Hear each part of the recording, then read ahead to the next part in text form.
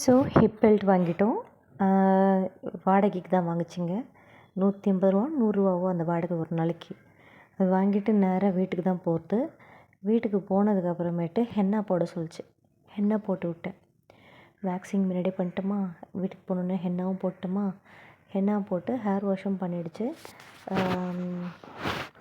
Next என்னது ஒரு evening போல் snacks எல்லாம் சாப்பிட்டு முடிச்சதுக்கப்புறமேட்டு எனக்கு ஃபேஷியல் பண்ண ஆரம்பிச்சிடலாம். சும்மா அப்படி இப்படின்னு பேசிகிட்டு இருந்துச்சு. ட்ரெஸ்ஸுங்களை பார்த்து நான் ஜுவல்ஸ் எல்லாம் காமிச்சது இதெல்லாம் பார்த்துட்டு, இல்லை ஜுவல்ஸ் எல்லாம் முன்னாடியே காமிச்சாச்சு, அதெல்லாம் அரேஞ்ச் பண்ணிகிட்டு இருந்தாங்கன்னு நினைக்கிறேன். அதுக்கப்புறமேட்டு வேறு என்னது, ஈவினிங் ஆரம்பிச்சதுக்கப்புறம் எனக்கு ஃபேஷியல் பண்ணுங்கள், இப்போ பண்ணால் கரெக்டாக இருக்கும் நாளைக்கு பார்ட்டிக்கு அப்படின்ட்டு. சரின்னு சொல்லிட்டு ஈவினிங்கு ஃபேஷியல் பண்ண ஆரம்பிச்சிட்டேன். அதுக்கு கரெக்டாக ஃபேஷியல் பண்ண ஆரம்பிக்கும் போது ஒருத்தவங்களா சொந்தக்காரங்க வராங்க அவங்க வீட்டுக்கு. அப்போது அவங்க சொந்தக்காரங்களில் இருக்க ஒரு லேடி வந்துட்டு இங்கே சென்னையில் தான் இருக்குது, வேளச்சேரியில். அப்போ அது எனக்கும் ஃபேஷியல் பண்ணி விட்ருங்க, நானும் பண்ணவே இல்லை அப்படின்னு. சரி பண்ணுறேன் அப்படின்னு. ஸோ இதுங்களுக்கெல்லாம் ஃபேஷியல் பண்ணிவிட்டு அன்றைக்கி நைட்டு எனக்கு தூக்கம் கூட நிம்மதியான தூக்கம் இல்லைங்க. என்னை எல்லாம் ஒன்று மாதிரி ஒன்று என்ன ஏதுன்னு நொய் நொய் நொய்ன்னு கேட்டுக்கிட்டே இருந்துச்சுங்களா. எங்கே பார்த்தீங்க, எப்படி பார்த்தீங்க, யார் ஃபஸ்ட்டு, இதுன்னு நான் அது சரி கேட்குறாங்கன்னு சொல்லணும்ல. அப்போ அதை சொல்லணுன்னு வரும்போது இதுங்கள இங்கே பாருங்கள், யார்கிட்டையும் ஜாஸ்தி பேசாதீங்க, எது கேட்டாலும் சும்மா கம்முன்னு இருந்துருங்க, இது மாதிரிலாம் சொல்லும்போது எனக்கு ஒரு மாதிரி ஹர்ட் ஆகுது. என்னடா இதுங்க அப்படிங்கிற மாதிரி. சரி நானும் எனக்கு அது ஒரு மாதிரி இருந்துச்சு அதுங்க சொல்லும் போது. இந்த மாதிரி சொல்லக்கூடாது, பேசக்கூடாது யார்ட்டையும் அப்படி இப்படின்னும் போது சரின்னு சொல்லிட்டு நானும் கம்முன்னு இருந்துட்டேன். இவ்வளோ தான் அந்த நாள் போச்சா. நெக்ஸ்ட் டே மார்னிங்கு சீரியஸாக எனக்கு ஒரு ஃபீல் வந்துச்சு.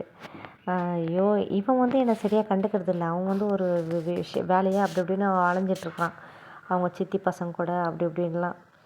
அப்போது நெக்ஸ்ட் டே மார்னிங்கு இந்த கல்யாணம் எப்போ முடியும், கருமம் எப்போ இங்கேருந்து போகலாங்கிற ஒரு ஃபீல் வந்துருச்சுங்க. சுத்தமாக பிடிக்காத போயிடுச்சு. ஆனால் என்னோடய மனசு ஃபுல்லாக இந்த பையன்கிட்ட நான் சரண்டர் ஆகிட்டேன். இதோ பாவம் போல் இவன் தான் கொஞ்சம் நல்லா பிறந்துட்டான் போல் தப்பி இந்த குடும்பத்தில். அம்மாவை பார்த்தா ஒரு மாதிரி இருக்குது, அதோட பேசுகிறத விதமே சரியில்லை, பொண்ணு ரொம்ப ஃப்ராடாக இருக்குது. என் லைஃப் காலி ஆச்சுன்னா இதுங்க 2 தான் முக்கியமான ஒரு மேஜர் காரணமாக இருக்கும். அன்னைக்கு தோணுச்சு அந்த பொண்ணோட கல்யாணத்தில். பல தடவை நான் சொல்லிட்டேன், வாய் விட்டும் சொன்னேன். என்னோடய நிச்சயதார்த்தத்துக்கு முன்னாடியே என்னோடய பயமே எனக்கு இந்த மாதிரி 2 கேரக்டரை பார்க்கும்போது இவங்களால என் லைஃப் போய்டும்னு தோணுதுன்னு நான் முன்னாடியே சொல்லிட்டேன் இந்த ஆள்கிட்ட, என்னோடய நிச்சயதார்த்தத்துக்கெலாம் முன்னாடியே. அப்போ போனால் போதும், எனக்கு பிடிக்கல இந்த இடத்துல அப்படிங்கிற மாதிரி ஒரு ஃபீல் வருது. சரி ஓகே, இன்றைக்கி நைட்டு பார்ட்டி முடிஞ்சிச்சுன்னா நாளைக்கு கல்யாணம் முடிஞ்ச உடனே ஓடி போயிடலாம், ஆஃப்டர்நூனே ட்ரெயின் இருக்குல்ல அப்படின்னு முன்னாடியே நான் யோசித்து வச்சுட்டேன். அப்புறம் பார்த்தா அன்னைக்கு கரெக்டாக அந்த பார்ட்டி அன்னைக்கு தான் சென்னையிலேருந்து இவனோட ஃப்ரெண்ட்ஸ் எல்லாம் வராங்க, இந்த தமிழ் பசங்க எல்லாமே அவனோட சைல்ட்ஹுட் ஃப்ரெண்ட்ஸு. ஸோ அவங்களாம் வந்ததுக்கப்புறம் ஒரு பெரிய ரிலீஃப், ஒரு என்ன சொல்கிறது, ஒரு பெரிய பெருமூச்சு இருந்த மாதிரி இருந்தது. அப்பா யாரோ இருக்காங்கடாங்கிற மாதிரி. இன்னொரு விஷயமும் நடந்தது. முன்னாடி நாள் நைட்டு நான் ஃபேஷியல் பண்ணேன் பார்த்தீங்களா, அந்த ஃபேஷியல் பண்ண அன்னைக்கு இது என்ன சொல்லுச்சு, மெஹந்தி என்ன போட தெரியுமான்னு கேட்டுச்சு. வாங்கிட்டு வாங்கன்னு சொல்லுச்சு. நான் இங்கே சென்னையிலேருந்து வாங்கிட்டு வந்துட்டேன் கோனு. அப்புறம் என்ன அது சொல்லுது, இல்லை என் ஹஸ்பண்ட் என்னோடய வீட்டுக்காரோட ஃப்ரெண்டோட ஒய்ஃப் சூப்பராக போடுவாங்க, முஸ்லீம், அவங்களாம் ஸ்பெஷல் இது போடுறது, மெஹந்தி போடுறதுல அப்படி இப்படின்னு சொல்லிச்சு. சரி வாங்கிட்டு வந்த கோன் ஓகே பரவாயில்லன்னு வச்சுட்டேன் நான். ஓகேங்களா, யூஸ் பண்ணிக்கல. அன்னைக்கு அந்த ஹேர் கலரிங்லாம் பண்ண அன்னைக்கு ஹேர் கலரிங்லாம் பண்ண அன்னைக்கு தான் அந்த அவங்க ஃப்ரெண்டோட அந்த ஹஸ்பண்டோட அந்த மெஹந்தி பொண்ணு வருது முஸ்லீம், அது மெஹந்தி போட்டுச்சு. அதாவது சொல்லுவாங்கல்ல, ஒருத்தவங்களோட மனசை காய அடிச்சுட்டு நீ மினுக்கணும்னு நினைக்க முடியாதுன்னு. அது அன்றைக்கி நான் உணர்ந்தேன் அந்த பொண்ணை பார்த்துட்டு. ஏன்னா இவங்க வேறு லெவலில் மெஹந்தி போடுவாங்க. அவங்க முன்னாடியே பயங்கரமாக ஆஹா ஓஹோன்னுச்சு. இது வந்து என்கிட்ட மெஹந்தி வேண்டான்னு சொன்னதும் எனக்கும் ஒரு மனசு கஷ்டம். அவங்க மெஹந்தி போட ஆரம்பித்தாங்க. இனிஷியலாக பார்க்குறதுக்கு நல்லா தான் இருந்துச்சு. ஆனால் அந்த மெஹந்தி போட்டதுக்கு அப்புறமேட்டு அதோடய அவுட்புட் பார்த்திங்கன்னா, அது வைப் பண்ணதுக்கு அப்புறமேட்டு ரொம்ப கேவலமாக இருந்துச்சுங்க. அது எக்ஸ்பெக்ட் பண்ணல, அவங்களும் எக்ஸ்பெக்ட் பண்ணல. ரொம்ப ஒரு மாதிரி இருக்குல்ல. என்னதோ கச்சா முச்சான்னு எதுவுமே போட தெரியாத மாதிரி போட்ட மாதிரி. இப்போ கூட அதோட அந்த ஃபோட்டோ ஆல்பமை பார்த்தா இது கொடுத்த பில்டப்பும் அந்த மெஹந்தியும் அதுவே அகத்தின் அழகு முகத்தில் தெரியும். அதுக்கான விஷயம் வந்து அன்னைக்கு நான் பார்த்தேன், கண்குளிர பார்த்தேன். சொதப்பிடுச்சு ஃபுல்லாக. அந்த பொண்ணு என்ன மூடில் இருந்துச்சோ தெரில, ஒன்றுமே தெரில. ஆனால் அதுக்கே கடைசியில் பிடிக்காது போயிடுச்சு. ஐயோ கொஞ்சம் அப்படி இப்படின்னு இருக்குது, சரி பரவாயில்ல அது கலரை பிடிச்சிச்சின்னா தெரியாது அப்படின்னு. ஆனால் ரொம்ப கேவலமாக இருந்துச்சு மெஹந்தி. சீரியஸாகவே 2 கையிலையுமே இந்த கோழி சிலிப்பி விட்டா எப்படி இருக்கும் அது மாதிரி குழந்தைங்கள வந்து கையில் கொடுத்துட்டு இந்தா இதான் வரேன்னா எப்படி பண்ணுங்க, அந்த மாதிரி இருந்துச்சு. அது எல்லாமே இது எண்ணம் போல் வாழ்க்கைன்னு அதோட எண்ணத்துக்கு ஏற்ற மாதிரி அது பண்ண வேலைகளுக்கெல்லாம் இப்படி ஒரு தண்டனை. அப்புறம் ஆக்சுவலாக பார்த்தோன்னா தண்டனைன்னு பார்த்தோன்னா அதுக்கெலாம் வேறு லெவலில் கிடைக்கணுங்க. என்ன லெவல்லன்னா நான் சொல்கிறேன் பின்னாடி. எனக்கு அதுதான் இதுக்காக தானே தான் பொண்ணு வாழணும், மற்றவங்க வாழக்கூடாது. அப்போ அந்த பொண்ணோட வாழ்க்கை என்ன ஆகும்? அந்த பொண்ணோட வாழ்க்கை முடியணும், முடிஞ்சு போகணும். 2 குழந்தை, நான் ஒரு குழந்தைய வச்சு தவிக்கிறேன், 2 குழந்தைய வச்சு அனாதையாக தவிக்கணும். அது என் பையன் வந்து கரெக்டாக வந்து கிட்டத்தட்ட எப்போத்துலேருந்தே சஃபர் ஆகிட்டுருக்குறான், குழந்தையிலேருந்தே. ஆனால் இந்த உறவு, அப்பான்ற உறவு வந்து அவனோட 7 வயசில் வந்து விட்டே போயிடுச்சு. அது எல்லாமே அங்கே நடக்கும் அதே சமயத்தில். அப்படிங்கிற ஒரு இதில் நான் உட்காந்துட்ருக்கேன், பார்க்கலாம். அப்புறம் என்ன ஆகுது, மறுநாள் இந்த சென்னை பசங்கள்லாம் வராங்கல்ல, அவங்களெல்லாம் பார்த்தோன்னே கொஞ்சம் ரிலீஃபாக இருக்குது. வந்தோடனே நிறைய என்கிட்ட தான் பேசுகிறாங்க. அப்பா நல்லா இருக்குடா கேட்குறதுக்கே காது அப்படின்னு சொல்லிட்டு அவங்க ரொம்ப கேஷுவலாக ஒருத்தவங்களும் பேசும்போது கலாய்க்கும் போது கொஞ்சம் அப்படியே மைண்ட் ரிலீஃப் ஆகுது. சரி ஓகே, கல்யாணம் முடிஞ்சோடனே இவங்க கூட சேர்ந்து போயிடலாம், விட்டா போதும்டா சாமின்ற மாதிரி தான் ஆயிடுச்சு எனக்கு. அன்றைக்கி நைட்டு பார்ட்டி. அப்போது மேக்கப் ஸ்டார்ட் பண்ணுறோம், ஓகேங்களா. நானும் ஃப்ரெஷ்ஷப் ஆகிடுறேன், ட்ரெஸ் எல்லாம் போட்டுட்டு இவளுக்கான திங்ஸ் மேக்கப் ஐட்டம்ஸ் எல்லாம் எடுத்து அரேஞ்ச் பண்ணி வைக்கிறேன். கரெக்டாக ஒரு 4 மணிக்கும் அது மாதிரி நாங்கள் ஈவினிங் டைமில் ஸ்டார்ட் பண்ணுறோங்க மேக்கப்பை, சரிங்களா. அதுக்கு ஹேரு இது பண்ணுறது, ப்ரிக் பண்ணுறது, சாரீ ட்ரேப் பண்ணுறது, ஃபேஸ் மேக்கப்பு, பாடி மேக்கப்பு எல்லாம் ஸ்டார்ட் பண்ணி ஆரம்பிக்கிறோம். அதுக்கு ரொம்ப பிடிச்சி போச்சு. நானுமே ஒன்றும் எந்த இடத்துலையும் சொதப்பல் இருக்கக்கூடாது, ரொம்ப மேக்கப் போடணும், போடாத மாதிரி இருக்கணும், நல்லா காட்டணும் அப்படிங்கிற ஒரு கான்ஷியஸ்லேயே வந்துட்டு ஃபுல்லாக இன்வால்வ் ஆகி அது மெஜாரிட்டியாக அதை வந்து நல்லா அழகாக காமிச்சாங்க. அதுக்கே அது ரொம்ப பிடிச்சிருந்துச்சு, ஓகேங்களா. எல்லாருக்குமே பிடிச்சிருந்துச்சு. அந்த அளவுக்கு நான் மேக்கப் பண்ணி விட்டேன். ட்ரேப்பிங் மட்டும் நம்ம பின்னாடி ஒருத்தங்க பார்லர் வச்சுருக்கவங்க ஒருத்தங்க இருக்காங்க, அவங்க தான் வந்து ட்ரேப் பண்ணி விட்டாங்க சாரியை. ஏன்னா அவங்ககிட்ட தான் சொல்லி வச்சுருந்தது. அவங்களும் ஒரு பியூட்டிஷியன் தான், ஆனால் ட்ரேப்பிங் மட்டும் அவங்ககிட்ட சொல்லி வச்சுருந்தது. அவங்க வந்து ட்ரேப் பண்ணி விட்டாங்க. எல்லாம் அலங்காரம்லாம் ஆகுது, பார்ட்டி ஸ்டார்ட் ஆகுது. பார்ட்டி ஸ்டார்ட் ஆகிறதுக்கு முன்னாடி அந்த வெத்தலை இது ஆசீர்வாதம் வாங்குவாங்கள்ல எல்லாரோட கால்லையும், அதெல்லாம் பண்ணுறாங்க. அதுக்கப்புறமேட்டு ஃபோட்டோஷூட் அப்போது ஃபோட்டோஷூட் நடக்கும்போது இந்த பொண்ணுக்கு ஒரு இஷ்யூ இருக்குது. என்னென்னா வேர்த்துக்கிட்டே இருக்கும். கிளைமேட் நல்லா இருந்தால் கூட நெத்தியெல்லாம் ஸ்வெட் ஆகிட்டே இருக்கும் பயங்கரமாக. அது மேபி தெரில, அது சின்ன வயசுலேருந்தே அப்படியே மூக்கும் நெத்தியும் வேர்த்துக்கினே இருக்கும் அந்த பொண்ணுக்கு.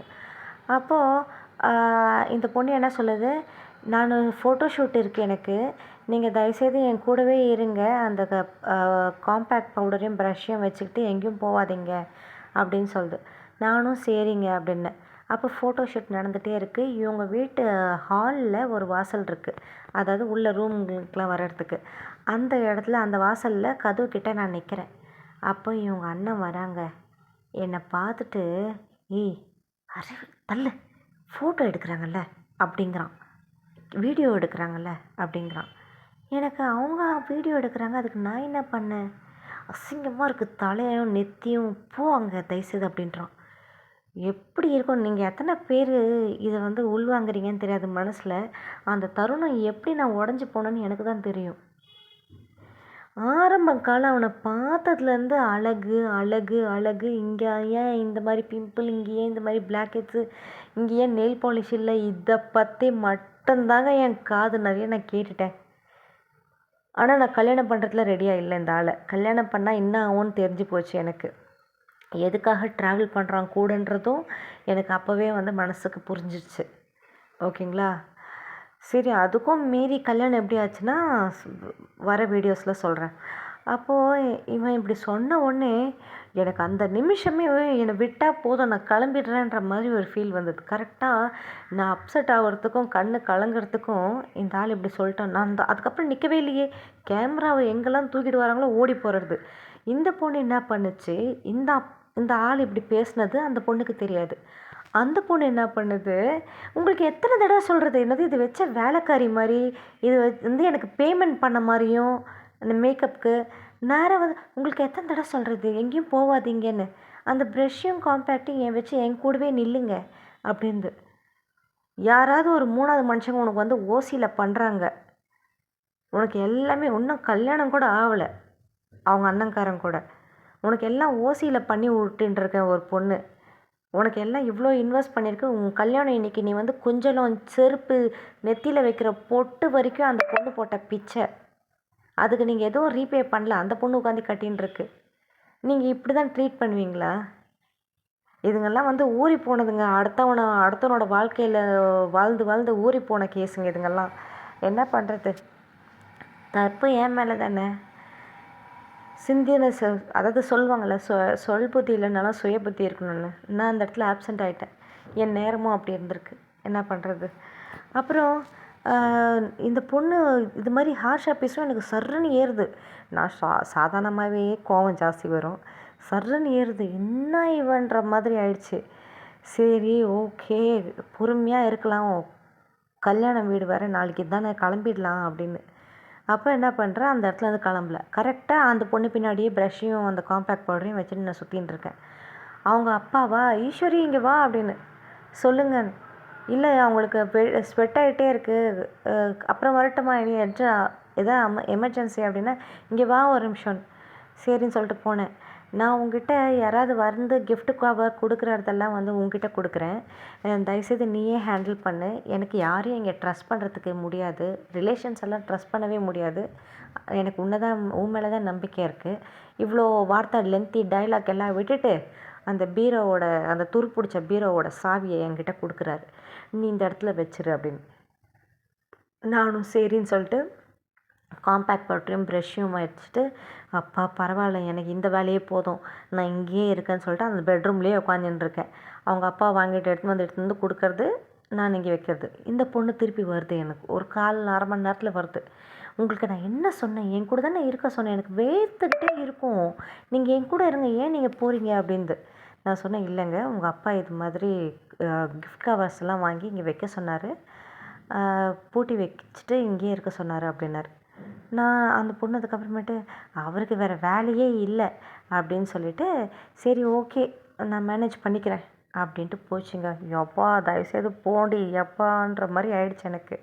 சீரியஸாங்க, அந்த மனநிலை எனக்கு இன்னும் எனக்கு கோவம் பொங்குது. நான் இப்போ பேசும்போதே அந்த தருணம் ஒன்றும் அப்படி இருக்குது. அப்புறம் என்ன ஆகுது, பூட்டி வச்சுட்டு அங்கே தான் நான் இருக்கேன். எனக்கு வெளியவே வேணாம். நைட்டு எனக்கு எதனா சாப்பாடு கொடுங்க, என்னை சாப்பிட்டுட்டு மார்னிங் மேக்கப் பண்ணிவிட்டு நான் அதுக்கும் இந்த ஆஃப்டர்நூன் ட்ரெயினுக்கும் முன்னாடியே ஏதாவது ட்ரெயின் இருந்தால் கூட நான் கிளம்பி ஓடுறதுக்கு ரெடியாக இருக்கேன்ற மாதிரி ஒரு யோசனையில் போயிட்டேன் நான். அப்போது அரேஞ்சும் பண்ணி வச்சுட்டேன் என்னோடய திங்ஸ் எல்லாத்தையுமே. ஓகேங்களா, நாளைக்கு ஒரு வேலைக்கு தானே ட்ரெஸ்ஸு மார்னிங்கு, அதை மட்டும் எடுத்து வச்சுக்கலாம். அதுக்கப்புறம் எல்லாத்தையும் பேக் பண்ணி கம்ப்ளீட்டாக எடுத்து வச்சுட்டேன், என்னென்னலாம் நான் கொண்டு வந்தனோ. ஸோ நைட்டு பார்ட்டி முடியுது. எங்கள் பசங்க, அதாவது தமிழ்நாட்டிலேருந்து வந்த பசங்களோட அவங்க ஃப்ரெண்ட்ஸோடு தான் உட்காந்து சாப்பிட்றேன். ஸோ அந்த டே அப்படியே முடியுது. தூங்குறேன். செம்ம டயர்டு, நல்லா தூங்கினேன். தூங்கி ஏர்லி மார்னிங் எந்திரிக்கணும். அதுக்கு முகூர்த்தம் டைம் வந்து சரியாக ஞாபகம் இல்லை. ஏர்லி மார்னிங் தான் நினைக்கிறேன், 6:30 7 அந்த மாதிரி. ஸோ ஏர்லி மார்னிங் எந்திரிக்கணும். எந்திரிச்சு திருப்பியும் மேக்கப் பண்ணணும். அப்புறம் வந்ததுக்கப்புறமேட்டு நைட்டு ஒரு தருணம் நடந்துச்சு. அந்த ரூம்லேருந்து எங்கேயும் வெளில போகலையா, அவங்க அப்பா கொண்டு வந்த கிஃப்ட் கவர்ஸ் எல்லாம் வந்து உள்ளே கொடுத்துட்ருக்கேன்னா, உள்ளே வரவங்கெல்லாம் வந்து கேட்க ஆரம்பிச்சிட்டாங்க அவங்க சொந்தக்காரங்களாம். இவங்க யார் இவங்க யார் அப்படின்னு. அப்போது எல்லாருக்கிட்டையும் நான் வந்து என்கிட்ட முன்னாடியே சொல்லிடுச்சு இந்த பொண்ணு. யாராவது கேட்டாங்கன்னா நீங்கள் வந்து என் ஃப்ரெண்டு சென்னையிலேருந்து வந்திருக்கீங்கன்னு சொல்லுங்கள், வேறு எதுவும் சொல்லாதீங்க அப்படின்ச்சு. நான் சொன்னேன் சரிங்க ஓகே அப்படின்னு. அப்போ வந்து கேட்கும் போதெல்லாம் இவங்க ஃப்ரெண்டு நான் சென்னையிலேருந்து வந்திருக்கேன் அப்படின்னு சொல்லிட்டு இருந்தேன். இவங்க அப்பா என்ன பண்ணுவாராம், பார்ட்டியெல்லாம் முடிய சொந்தக்காரங்க மட்டும், அதாவது பக்கத்து ஆளுங்கள்லாம் வந்து போயிட்டாங்க. சொந்தக்காரங்க மட்டும் அப்படியே ஸ்டே ஆகிறாங்களா கொஞ்சம் லேட் நைட் வரையும். அப்போ அவங்களாம் வந்து கேட்க ஆரம்பிச்சிட்டாங்க, இவங்க யார் அப்படின்னு கேட்க ஆரம்பிச்சோடனே இவங்க அப்பா அங்கேருந்து வேகமாக வந்து இதுதான் நம்ம ரகு கல்யாணம் பண்ண, அந்த ஆள் பேருக்கு சொல்லக்கூடாது ஆக்சுவலாக, இவ தான் நம்ம இவனை கல்யாணம் பண்ண போகிற பொண்ணு அப்படின்னு சொல்லிட்டு அவங்க அப்பா சொல்லிட்டாரு. அதுக்கப்புறமேட்டு அப்படியா அப்படியா அப்படியான்னு அப்படியே பரவுது. அதுக்கப்புறம் ஒருத்தவங்களாம் வந்து பார்க்க ஆரம்பிச்சிட்டாங்க. இவங்க இன்னொருத்தவங்கிட்ட போய் சொல்கிறது, அவங்க இன்னொருத்தவங்கிட்ட போய் சொல்கிறது, வந்து யாருன்னு வந்து பார்க்க ஆரம்பிச்சிட்டாங்க. எல்லாம் போயிட்டாங்கங்க. போனதுக்கப்புறமேட்டு இவங்க அப்பா, இந்த பொண்ணு, அவங்க அம்மா, இந்த ஆள், நான் அந்த பெட்ரூம்குள்ளே உட்காந்து. அப்போது இவங்க அம்மா இல்லை, இவங்க அம்மா வருது. இவங்க அப்பாவும் நானும் பேசிகிட்ருக்கோம். இந்த பொண்ணு அங்கே இதெல்லாம் கழட்டின்னு இருக்கு, ஜுவல்ஸ் எல்லாம். இவங்க அம்மா வருது, வந்து கதவை சாத்திட்டு, யார் இது மாதிரிலாம் சொன்னது இவனை கல்யாணம் பண்ண போகிற பொண்ணுன்னு. உடனே இந்த பொண்ணு சொல்லுது, தோ எல்லாம் இவர் தான், இந்த ஆள் தான் அப்படின்னு ஒரு மாதிரி சிலுத்துக்கிட்டு சொல்லுச்சு. எல்லாம் இது இந்த ஆள் தான் அப்படின்னு. இந்த ஆள் தான் சொல்ல, இவர் தான் அப்படின்னு சொல்லிச்சு. எல்லாம் இவர் தான் அப்படின்னு. அப்போது அந்த பொம்பளை, இந்த ஆளுக்கூட எனக்கு என்ன பண்ணுறதுனே தெரியல, தலைவலியாக இருக்குது அப்படின்ட்டு போயிடுச்சுங்க. நீங்கள் அந்த இடத்துல இருக்கீங்க, அவங்க வீட்டுக்கு எல்லா உதவியும் எல்லாம் பண்ணவங்க நீங்கள் அந்த வீட்டில் வந்துட்டு அவங்க முன்னாடி நிற்கும் போது உங்ககிட்ட இது மாதிரி ஒரு வார்த்தை சொன்னால் எப்படி இருக்கும் உங்கள் மனநிலை? நான் வந்து ஒரு ஈஸ்வரியாவே அங்கே இருந்திருந்தேன்னா செவில் மேலே வச்சுட்டு வந்துகிட்டே இருந்திருப்பேன். ஒரு ரிலேஷன்ஷிப்பில் மாட்டின்ட்டேன் நான். ஒரு ரிலேஷன்ஷிப்பில் மாட்டினதுனால நான் அப்படியே கம்முன்னு இருந்தேன். இதுக்கு இந்த ஆள் கூட எனக்கு ரிலேஷன்ஷிப்பே இல்லைன்னா நான் கேட்குற கேள்விங்களுக்கெல்லாம் அதுங்களாம் தூக்க மாட்டி செத்துடணும், இல்லாட்டி ஓங்கி பலார்னு அரைஞ்சிட்டு வந்துடுவாங்க. அந்தளவுக்கு எனக்கு டெம்பர் ஆகிற கேஸ் தான் நான்.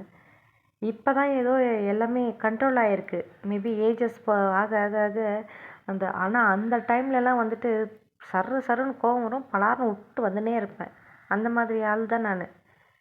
ஒன்று பேசுகிறதா இருந்தால் நேரடியாக பேசு, இல்லை இந்த மூஞ்சி பின்னாடி இந்த வச்சுக்கிட்டே நம்மளுக்கு கலாய்க்கிறது, இந்த மாதிரிலாம் சத்தியமாக அக்செப்ட் பண்ணுற ஆளே இல்லை நான். வயசு வித்தியாசமும் பார்க்க மாட்டேன். அவ்வளோ கோவம், ஒரு பக்கம் அழுக, ஒரு பக்கம் ஏதோ மனசு கஷ்டப்படுத்துது என்ன. இந்த இதயன்னு ஒரு விஷயம் வந்து உள்ளே செயல்படுது. ஆனால் அதை போட்டு 4-5 பேர் நசுக்கிறதா எப்படி இருக்கும், அப்படி தான் இருந்துச்சு அந்த வலி. அப்போது இந்த ஆளுக்கு வேறு வேலையே இல்லை, வாயை வச்சு சும்மா இருக்க மாட்டார், அப்படி இப்படின்னு சொல்லிட்டு போயிடுச்சா. எனக்கு ரொம்ப தூங்கும் போது ஒரே அழுது செம்ம டீப் ஸ்லீப்பு, செம்மையாக தூங்கினேன். இருக்கிற டயர்டுக்கும் அந்த அழுகைக்கும் நல்லா அப்படியே எல்லாத்தையும் மெய் மறந்து அப்படி தூங்கிட்டேன் கண்ணை மூடி தூங்கும் போது. மார்னிங் எந்திரிக்கிறேங்க, எந்திரிச்சு கடகடான்னு குளிச்சிட்டேன். அந்த பொண்ணும் குளிச்சுட்டு வருது, அதுக்கு மேக்கப் போட ஆரம்பிக்கிறேன். கல்யாணத்துக்கு மண்டபத்துக்கு போகிறோம். கல்யாணம்லாம் நல்லபடியாக முடியுது. என்னை ஒரு ஓரமாக இருக்க சொன்னான் இந்த ஆள். இங்கேயே இரு, யாருக்கும் ஒன்று தெரியாதுல்ல, இப்படி ஓரமாக இரு அப்படிங்கிறான். சரின்னு சொல்லிட்டு நானே ஃபஸ்ட் அந்த ஆள் சொல்கிறதுக்கு முன்னாடி ஒரு ஓரமாக தான் ஒதுங்கி இருந்தேன். அதனால் அவன் வந்து இங்கேயே இருன்ட்டு போயிட்டான். அதுக்கப்புறமேட்டு ரைட் சைடு அந்த கல்யாண மண்டபத்தோட கதவு மெயின் டோரோட ரைட் சைடில் தான் ஒரு ஓரமாக இருந்தேன். இவங்க ஃப்ரெண்டு இந்த ஆள் இதுங்களோட காமன், இந்த பொண்ணும் அவன் கட்டிக்க போகிற ஆளோட காமன் ஃப்ரெண்டு ஒருத்தி இருந்தா, ரஞ்சிதான்னு. ஸோ அந்த பொண்ணு கொஞ்சம் நல்லா பேசி நடனன்னு பேசிட்டு கம்பெனி கொடுத்துட்டு இருந்துச்சு. சரி அது கூடயே இருந்துட்டேன் நான். வேறு யார் கூடயும் மிங்கிள் ஆகல, அவங்க சொந்தக்காரங்க கெந்தக்காரங்கெல்லாம். ஏன்னா நேற்று நைட்டு பேசின பேச்சுங்களே எப்பா வேறு லெவலில் இருந்துச்சு அதுங்களோட லட்சணம். அப்புறம் இதுதான் கல்யாணம் முடிஞ்சிச்சு. அந்த ரஞ்சிதான்ற பொண்ணு கொடுத்தா அது கூட தான் சாப்பிட்டேன், சேர்ந்து சாப்பிட்டேன். அதுக்கப்புறம் எங்கள் பசங்க கூட பேசினேன், இங்கேருந்து வந்த பசங்க கூட, அதாவது இவனோட ஃப்ரெண்ட்ஸுங்கிட்ட பேசினேன். அதுக்கப்புறம் அங்கேருந்து கிளம்பி அப்போ நான் கிளம்பி உடனே சொல்லிட்டேன், எனக்கு நைட்டெல்லாம் ஆஃபீஸில் ஷிஃப்ட்டு ஒர்க் அட்டன் பண்ணி ஆகணும், எங்கள் மேனேஜர் லீவ் தரமாட்டேன்ட்டாரு, எனக்கு போயே ஆகணும், நான் வந்துட்டு இருக்கிற ட்ரெயின்லேயே நான் கிளம்பி ஓடிடுறேன் அப்படின்னு சொல்லிட்டு வெஸ்ட் கோஸ்ட் வந்து 11 மணிக்கோ 11:15 எப்படியோ வரும். கல்யாணம் முடிஞ்சு அந்த ட்ரெயின்லேயே நான் விட்டா போதும்னு ஓடிட்டேங்க. எனக்கு அதுக்கு மேலே இருக்க முடியாதங்க. நான் ரொம்ப தெளிவாக இருக்கேன். அதுக்கு 11 மணி இல்லை ஆக்சுவலாக, இல்லை வேறு ஏதோ ஒரு ட்ரெயின் இருக்குது ஆக்சுவலாக. அந்த ட்ரெயின் வந்து நைட்டு 10 மணி அது மாதிரி போய் ரீச் ஆகிடும் சென்னை. என்ன ட்ரெயினில் போனேன், வெஸ்ட் கோஸ்டா என்னன்னு தெரில எனக்கு. ஆனால் ஈவினிங் ட்ரெயினில் நான் போகல. இந்த மாதிரி வந்த ட்ரெயின்லேயே அவங்க அண்ணங்கிட்ட அன்ரிசர்வ்டுக்கு மட்டும் டிக்கெட் எடுத்து கொடுக்க சொன்னேன். அவனும் எடுத்து கொடுத்தான். அன்ரிசர்வ்டுக்கு என்கிட்ட காசு இல்லை, நீ தயவுசெய்து அன்ரிசர்வ்டுக்கு மட்டும் டிக்கெட் எடுத்து கொடு, நான் கிளம்பிடுறேன் அப்படின்னு. அப்புறம் இவங்க ஃப்ரெண்ட்ஸ்லாம் கூட வந்தாங்க. எனக்கு ஒன்றுமே புரியல, அந்த ஒரு இது இன்னும் கன்ஃபியூஷனாகவே இருக்குது எந்த ட்ரெயின்னு சொல்லிட்டு. அப்புறம் கிளம்பி எப்பா போதண்டா சாமி, இதுக்கப்புறமேட்டு யோசிக்கணும், நான் இந்த குடும்பத்தில் போகணுமா வேணாவா, இவனை பற்றி நான் டீப்பாக யோசிக்கணுன்ற ஒரு தெளிவில் மட்டும் இருந்துட்டேன். ஆனால் ட்ரெயின் ஏறி ரொம்ப அழுதேன். என்ன சொல்கிறது, அதுக்கெல்லாம் வார்த்தையே இல்லை. அந்த மாதிரியான ஒரு கசப்பான அனுபவம். அந்தங்க வீட்டில் காலடி வச்ச முதல் நாளே, அதாவது எந்த உறவும் இல்லாமல் காலடி வச்ச அந்த தருணமே ஒரு கேவலமான. ஆனால் அந்த பொம்பளை ஒரு விஷயம் சொல்லிச்சுங்க மற்ற ஆளுங்க முன்னாடி. அதாவது அவங்க சொந்தக்காரங்க, அவங்க அக்கா, அவங்க அக்காங்க தான் ஒரு 2-3 பேர் இருக்காங்க, அக்கா தங்கச்சிங்க. அவங்க முன்னாடி ஒரு வார்த்தை சொல்லிச்சுங்க அந்த முன்னாடி நாள் நைட்டு. ஈஸ்வரி இல்லைன்னா இந்த கல்யாணம் நினச்சி கூட பார்த்துருக்க முடியாது. மனசார சொல்லிச்சா இல்லை அவங்களுக்காக சொல்லிச்சான்னு எனக்கு தெரியல. பட் அந்த ஒரு விஷயம் வந்து எனக்கு இப்போவாது தெரிஞ்சுதா, நான் எந்த அளவுக்கு உங்களுக்கு பண்ணியிருக்கேன், நீங்கள் எவ்வளோ கேவலமாக நடந்திருக்கீங்கன்றது அப்படின்னு அந்த மனசு அந்த டைமில் குளிர்ந்துச்சு. இவ இல்லைன்னா கல்யாணமே நடந்திருக்காது, என்ன பண்ணியிருப்போன்னு தெரியாது, கடவுளாக அமிச்ச மாதிரி இருக்குது அப்படின்ச்சு. ஸோ இதுதாங்க அந்த பொம்பளை சொன்ன ஒரே ஒரு பாசிட்டிவ் வேர்டு. அதுக்கப்புறம் அங்கேருந்து கிளம்பி நேராக நான் சொன்ன மாதிரி, ஆக்சுவலாக எனக்கு நிஜமாகவே எங்கள் மேனேஜர் வந்து லீவ் கொடுக்க மாட்டேன்னு தான் சொன்னார். அவருக்கு பிடிக்கல நான் இவ்வளோ அளவுக்கு இனிஷியேட் பண்ணுறதுல இந்த ஃபேமிலிக்காக. ஓகேவா. அப்புறம் மேபி என் மேனேஜர் வந்து வேலை சரிதாங்க. மேபி வந்து அவங்க நெய்பருக்கு யாருக்காவது இந்த பையனை பற்றி தெரியுமா, இவனை பற்றி அவங்க வந்து கன்வே பண்ணியிருப்பாங்களா, இல்லை எங்கள் மேனேஜரே வந்துட்டு காரில் எங்கேயாவது போகிற வரவல்ல இந்த பையனோட ஏதாவது ஒரு செயலை பார்த்துருப்பாரோ, பூனை மாதிரி இருக்குது ஆஃபீஸில், ஆனால் பாரு இது நம்பர் 1 போல், அது மாதிரி செயல் ஏதாவது பார்த்துருக்காரா என்னன்னு தெரில. அவர் ஏன் ஆரம்பத்துலேருந்து அதான் டினைட் பண்ணிகிட்டே இருக்கார். இவனுக்கு வந்து அந்த லோன் எடுக்கிறதுக்கும் சரி, அதுக்கப்புறமேட்டு இவனுக்கு ஆக்சுவலாக ஒரு போஸ்டிங் கொடுக்கணுன்னு நினச்சா கூட கொடுக்கலாம். நல்லா வேலை செய்கிற ஆள் தான் இந்த ஆள். ஓகேவா. அதாவது வேலை செய்கிற ஆளுன்னு சொல்கிறத விட அந்த ஜாபுக்கு வந்து கம்யூனிகேஷன் தான் ரொம்ப முக்கியம். நாங்கள் பண்ணதுக்கு அந்த கம்யூனிகேஷன் இவங்ககிட்ட நல்லாயிருக்கும். ஸோ கொடுக்கணுன்னு நினச்சா இவனுக்கு வந்து ஏதாவது ஒரு போஸ்டிங் கூட கொடுக்கலாம். ஆனால் அவர் வந்து அந்த அளவுக்கு கன்சிடர் பண்ணல. இவனை வந்து ரெக்கமெண்ட் பண்ணியும் இவர் வந்து கேரக்டர் பார்த்து தான் வந்துட்டு சில பேருக்கு கொடுத்தாங்க, இவனுக்கு கிடைக்கல. அந்த இதில் வந்து ஒரு பக்கம் இவனுக்கு காண்டு இருக்குது, புலம்பிகிட்டு இருந்தான். அவனுக்கெல்லாம் கிடைக்குது பாரு கோஆர்டினேட்டர் அது இதுன்னு, கருமம் இதெல்லாம் ஒரு ஆஃபீஸ் அப்படி இப்படிலாம் புலம்பிகிட்டு இருந்தான். அதுக்கப்புறம் தான் வந்து பேப்பரும் போட்டான் வேறு, இதில் வந்து ரெக்கக்னைசேஷன் பண்ண மாட்றாங்க ஒழுங்கா அப்படி இப்படின்லாம். பார்த்துருக்கலாம், மேபி எங்கேயாவது பார்த்துருக்கலாம், அவருக்கு மனசுக்கு பட்டிருக்கலாம்.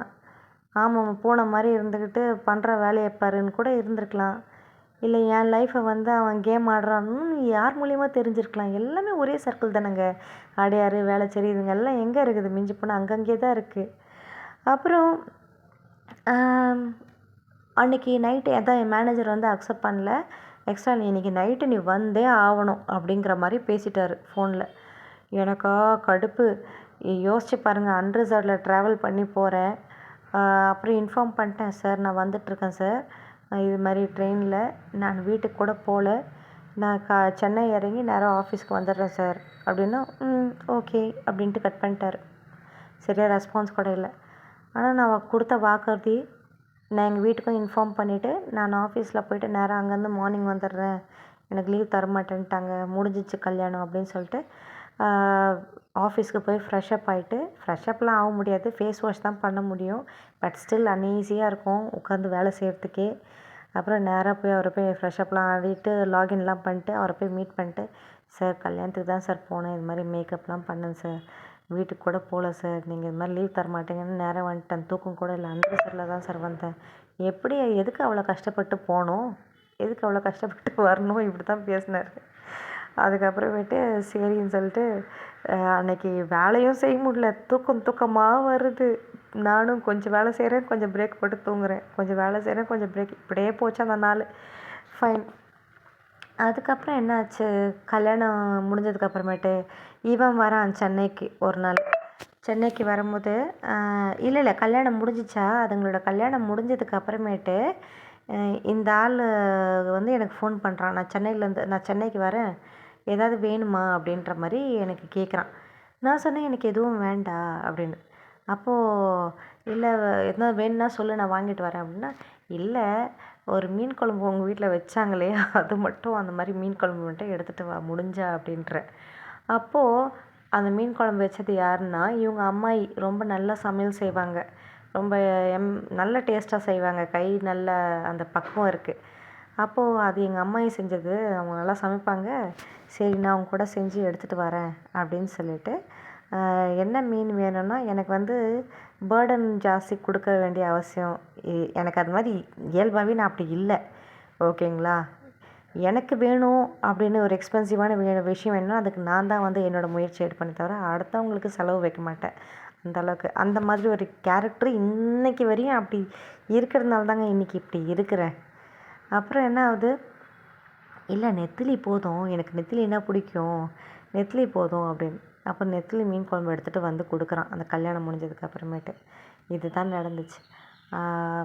அந்த பொண்ணோட கல்யாணம் முடிஞ்சிச்சா, நான் வீட்டுக்கு வந்தேன்னா, வந்து சேர்ந்தேன்னா, எத்தனை மணிக்கு வந்தேன், தேங்க்யூ, அம்மா கிட்ட இருந்தும் ஃபோன் இல்லை, பொண்ணுக்கிட்ட இருந்தும் எனக்கு ஃபோன் இல்லை, ஒரு நாள் கூட ஃபோன் இல்லைங்க. அந்த கல்யாணத்துலேருந்து வந்தேன்ல, நான் வந்து சேர்ந்தேனான்னு கூட ஃபோன் இல்லை அதுங்கிட்டேருந்து. ஸோ ஒரு நாள் எனக்கு ஃபோனும் இல்லை, ஒன்றும் இல்லை, நானும் விட்டுட்டேன், எப்பா வேணாடா தயவுசெய்து காண்டாக்டே பண்ணாதீங்கன்ற மாதிரி தான் இருந்துச்சு எனக்கு. இந்த ஆள்கிட்ட மட்டும்தான் கம்யூனிகேஷனு. அதுக்கப்புறமேட்டு வேறு என்ன, அந்த ஆள்கிட்ட பேசும்போது அந்த ஆள் சொல்லுவான், உன்னை கேட்டதா சொன்னாங்க அப்படின்னு. அப்படியா, சரி சரி ஓகே, நானும் கேட்டதா சொல்லு, அவ்வளோதான், இதோட முடிஞ்சிடும். கிட்டத்தட்ட ஒரு 3 மாதம் கழிச்சு அந்த பொண்ணுக்கிட்டேருந்து எனக்கு ஃபோன் வருது. அப்போது என் ஃப்ரெண்டு தாங்க, நானும் அவளை தான் ட்ரெயினில் போயின்ட்டுருக்கோம், ஓகேங்களா, ஆஃபீஸ்க்கு போயின்ட்டுருக்கோம். அப்போ போயின்னு இருக்கும்போது அந்த பொண்ணுக்கு இத்தனைக்கும் அந்த கதைகளை தான் நான் சொல்கிறேன், இது மாதிரி ஒரு குடும்பம், ஆனால் இவன் ரொம்ப நல்ல கேரக்டராக தெரியுறான் எனக்கு இது இன்னைக்கு வரைக்கும், மேபி அவனே வந்து அந்த குடும்பத்தில் இல்லை ஆக்சுவலாக, இது மாதிரி இங்கே இருக்கும் போதும் வந்து வீட்டிலேருந்து வெளியில் தான் இருந்து படித்தான் சினிமாட்டோகிராஃபர்லாம். மேபி அவனுக்குமே பிடிக்கல போல் அந்த குடும்பம், எனக்கு ஒன்றுமே தெரில, எப்படி இது எல்லாம் சொல்லிட்டு வரேன் அவங்கக்கிட்டேருந்து. என்னோட 2 அவங்க வந்து பட்டாபிராம்ன்ற ஒரு ஸ்டேஷன்லேருந்து வருவாங்க ட்ரெயின்லேருந்து, 2 பேருமே டைட்டில் பார்க், அவங்க வேறு கம்பெனி, நான் வந்து இந்த கம்பெனி. ஸோ அவங்ககிட்ட சொல்லிருந்தேன், ரொம்ப அசிங்கமாக போச்சுங்க, இப்படி இல்ட்ரேட் பண்ணிச்சுங்க, இவ்வளோ கஷ்டப்பட்டங்கன்னு எல்லாம் சொல்லிக்கிட்டே வரேன். அப்போது அந்த பொண்ணு வந்து கரெக்டாக ஃபோன் பண்ணுது. ஐயோ அந்த பொண்ணு தாங்க அப்போ வந்து போச்சுங்க, நல்லா பார்த்துக்கோங்க, கல்யாணம் முடிஞ்சு நான் வீட்டுக்கு வந்த வரைக்கும் எனக்கு எந்த ஒரு ஃபோன் காலும் இல்லைங்க, நானாக ஃபோன் பண்ணேன் எப்படி இருக்கீங்க நல்லா இருக்கீங்களான்னு கேட்குறதுக்கு, ஆனால் அது ஃபோனே ஆன்சர் பண்ணல. 1 மாதம் கழிச்சு தான் அது கூட நான் ஃபோன் பண்ணேன், ஃபோனே ஆன்சர் பண்ணல. கிட்டத்தட்ட 3-4 மாதம் ஆகப்போகுது, இப்போ எனக்கு ஃபோன் வருது, ஏதாவது ஒன்று வேணும்னு சொல்லி தான் ஃபோன் பண்ண பாருங்க. நான் அவங்ககிட்ட நான் சொல்கிறேன், இத்தனைக்கும் பக்கத்தில் இருக்கவங்ககிட்ட. அப்போது அவங்க சொல்லும் போது ஸ்பீக்கர் போட்டு, சொல்லுங்கள் எப்படி இருக்கீங்க நல்லா இருக்கீங்களா அப்படின்னு. ஃபோன்லாம் பண்ணேன் நீங்கள் எடுக்கவே இல்லை. இல்லை நான் கொஞ்சம் பிஸி ஆகிட்டேன் அதனால தான் அப்படின்னு. ஓ அப்படியா, சரி சரி ஓகே, சொல்லுங்கள் என்னாச்சு அப்படின்னா, இல்லை நீங்கள் ஒரு மெஹந்தி ஒன்று போட்டிங்கல்ல ஹேர் கலர், அது ரொம்ப செட் ஆகிடுச்சு. 3 மந்த்து கிட்ட எனக்கு கலர் ஃபேடே ஆகலை, அவ்வளோ நல்லா இருந்துச்சு. எனக்கு அது வேணுமே, கொஞ்சம் வாங்கி அனுப்புவீங்களா அப்படின்னு கேட்டுச்சு. நான் சொல்கிறேன், சரிங்க ஹென்னா ப்ளஸ்ஸு வாங்கி அனுப்புகிறீங்களான்னா, சரிங்க வாங்கி அனுப்புகிறேங்க அப்படின்னு. அதுக்கப்புறமேட்டு அவங்க சொல்கிறாங்க, என்னம்மா நீ இப்போ தான் சொல்லி வாய மூடின, சரி ரொம்ப தேங்க்ஸு, அப்புறம் எப்படி இருக்கீங்க, நல்லா இருக்கீங்களா, நல்லா இருக்கேன் நல்லா இருக்கேன் அப்படின்னா, சரி நான் வைக்கிறேன், அவ்வளோதான் கேட்டுச்சு, நல்லா இருக்கீங்களான்னு கேட்டு நான் வைக்கிறேன், கொஞ்சம் வேலை இருக்குது அப்படின்னு சொல்லிட்டு கட் பண்ணிடுச்சு. சீரியஸாக இதுதாங்க, அவ்வளோ நேரம் அவங்ககிட்ட கிட்டத்தட்ட ஒரு 3/4 மணி நேரமாக புலம்பின்னு வந்தேன்னா, அதுக்கு ஏற்ற மாதிரியே அது ஃபோன் பண்ணிச்சு. அது வந்து ரொம்ப கிளியராக காமிச்சும் கொடுத்துச்சு. ஐயோயோன்ற மாதிரி. அவங்களும் இந்த யோசிங்க தயவுசெய்து, லைஃபுங்க கல்யாணம்லாம் அப்படிங்கிறாங்க. ஆமாம் பயமாக தான் இருக்குது. ஆனால் இவன் வந்து கேரளா அவனுக்கு செட் ஆகாது, அவன் வந்து சென்னைக்கு தான். எனக்கு இவன் வந்து டோட்டல் டிஃப்ரெண்ட்டுங்க அந்த ஃபேமிலின்னு. இவனை வந்து நான் வந்து அப்ரிஷியேட் பண்ணி தான் நான் பேசிகிட்ருக்கேன். இவன் இப்படி தாங்க, இவனோட பிஹேவியர் இப்படி தாங்க, அந்த ஃபேமிலிக்கும் இவனுக்கும் வந்து டோட்டல் டிஃப்ரெண்ட்டாக இருக்குது, எனக்கு எதுவுமே தெரில அப்படின்னு. யோசிச்சுக்கோங்கன்னு இப்படி தான் பேசிட்டு வராங்க.